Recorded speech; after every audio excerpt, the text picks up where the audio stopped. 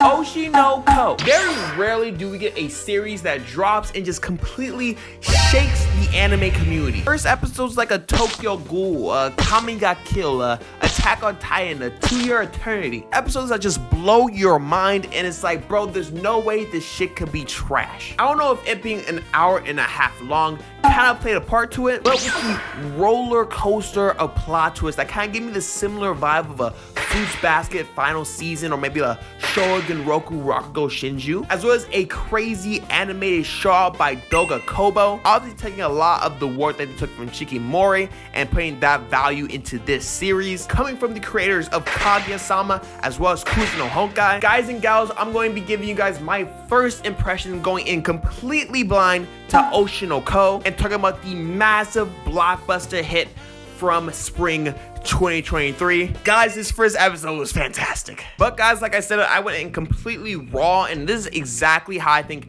everybody else should come into this anime. If you haven't watched it yet, please accept the video. It will ruin your first episode experience. I'm just keeping it a stack. You will enjoy the episode 1,000 times more if you just log out the video. With that being said, we're spoiling. First things first, I just want to give props to the premise. You know, anime does this thing where it makes me care for things that I have no knowledge of whatsoever. Like, hey, let's make a anime on a volleyball anime, because I watch volleyball totally. You know, shogi? Of course, I love shogi. You don't love shogi? I love shogi. How about a manga about making manga? That's a book. But nonetheless, Haikyuu, Mark Something Like a Lion, and Bakuman are like some of the best anime out there. And I don't give a fuck about the actual topic that they're actually discussing outside of the anime. Maybe volleyball. Volleyball's kind of cool. So even though the entertainment industry might be a little bit more appealing than kind of like the listed topics I said right here, even still, I don't know shit about it. And I think a lot of people are in the same bag where they have like an outsider perspective on the entertainment industry, but a lot of people just don't know the ins and outs of what happens inside of it. And from the first episode alone, it looks like it's going to be doing a really great job and giving us that real mindset of how to grow and kind of like the struggles it comes with. A large focus of this first episode was based off the idol industry, but it looks like we're going to be getting into acting too. I wouldn't be surprised if going to modeling as well. It just seems like a very entertainment industry driven story, which is pretty cool because again, I don't think I've seen an anime cover this to a very large degree. I think there's a lot of like music anime that kind of like dabble in it, but it looks like this anime is going to be taking a much more broad approach to this topic, which is stupidly refreshing. But you slap this super interesting premise with super interesting and lovable characters, which honestly kind of drove this episode for me. The plot hasn't really kicked it into the story just because like they switched the plot like 3 times this episode. So it was really the characters that kind of like drew me throughout the hour-long premiere. And I feel like this shit wouldn't work unless it's anime.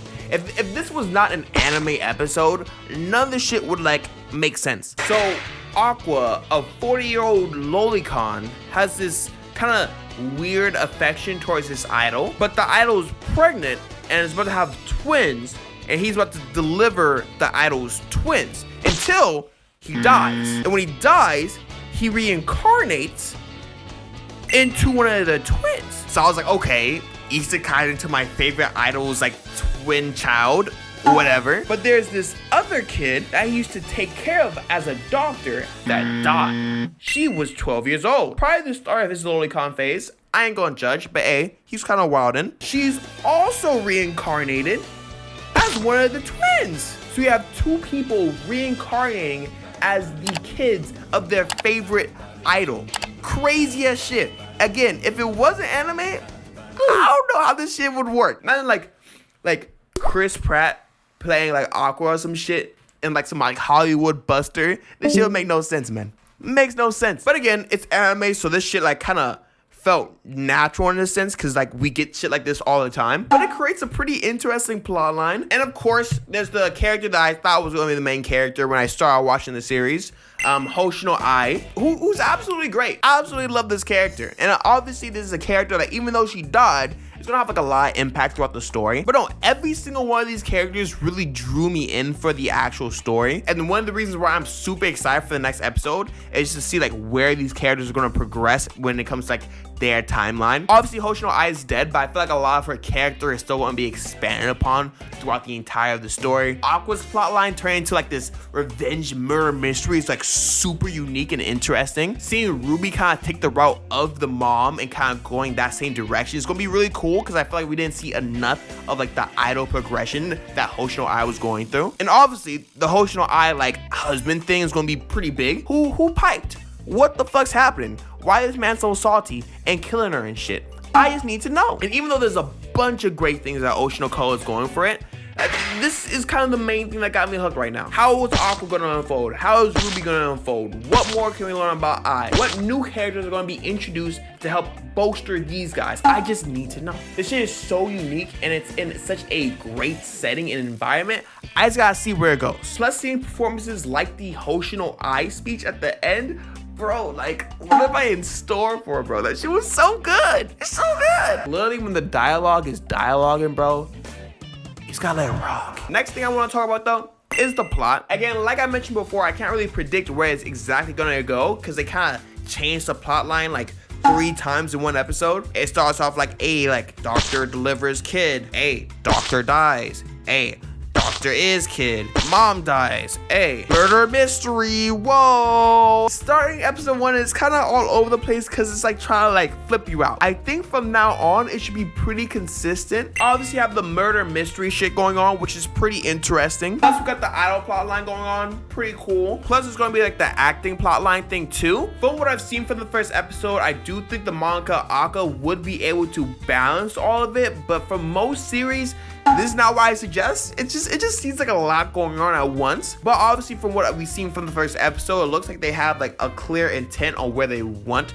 the series to go. Again, I'm a really big fan of the author just through Kaguya-sama, so I don't really have any reasons to doubt her writing, especially since the series is so like critically acclaimed. The murder mystery plotline should be really engaging with the bunch of plot twists that we've already gotten. And I'm already pretty invested in the idol world and acting world that they're kind of setting up right now. So again, I can't really talk about the plot too much, but overall, pretty excited. Last thing I want to talk about, animation. The director is Daisuke Hiramaki. When it comes to his previous works, it's obvious that they want to get somebody who's like very invested in like the idol anime community. So it looks like he has a lot of experience when it comes to like the idol anime as well as like cute girls doing cute things type anime, which is good. I definitely saw that when it comes to the episode. And honestly, I didn't really think I needed a director that kind of like really needs to be like this very story driven or like heavily like big blockbuster director. I think the story is going to carry itself at this point. The only thing you can't fuck up is the pacing, and the fact that they started off with an 1.5 hour long premiere shows me that they kind of take care of the pacing a little bit. I feel like a lot of series would have split this episode up into 3 parts. So the fact that it's all out the way and we can just start diving into like the actual content of the story, that was a really good call. Honestly, I have no reason to doubt the pacing at this point. It looks like overall though, we have a very well-seasoned director that has experience with this type of anime. Hirayama kind of also did a great job with the character design. I'm gonna try not to butcher this name, but Yoko Yari Mango. Good grief, man. I initially read Kuzuno Honkai instead of watching the anime, and the art was the one thing that made me like click on that manga in comparison to other ones. So it's good that they got the character designs just on point. Design wise, from what I've seen from the manga, it looks pretty spot on. It works well with the characters. Everything felt really good. Plus they're doing this little like lighting thing that I've seen like Bleach do a little bit more. I think One Piece kind of does a little bit when Ishitani is like animating. Where it has like this little like glow side effect of just like different color. I love this shit. I don't know what it is. I don't know what you call it. This shit right here, fuego, man. But overall, I think the studio is doing a really great job in highlighting this show's strengths. This show can very easily get very lighthearted as well as very dark very fast. And the way they're doing the tone shifts, perfect. Both on an artistic level and the soundtrack too, this goes perfectly with it. The colors are very bright and vibrant during these little lighthearted scenes. And obviously when a lot of these grimmer scenes happen, you can obviously see the shift with this like darker, grimmier, grittier vibe. And the music with that too, I think they did a really great job musically, not making it too abrupt whenever this shit be happening. Overall for a premiere, this is my opinion of a 10 out of 10 premiere. Absolutely phenomenal. Couldn't ask for anything more. Again, it did have an 1.5 hours to accomplish all the shit that it did. But I think when it came down to it, it did it perfectly. Let me know you guys' thoughts though. Thank you guys for watching the video once again. Guys and gals, these were my blank thoughts.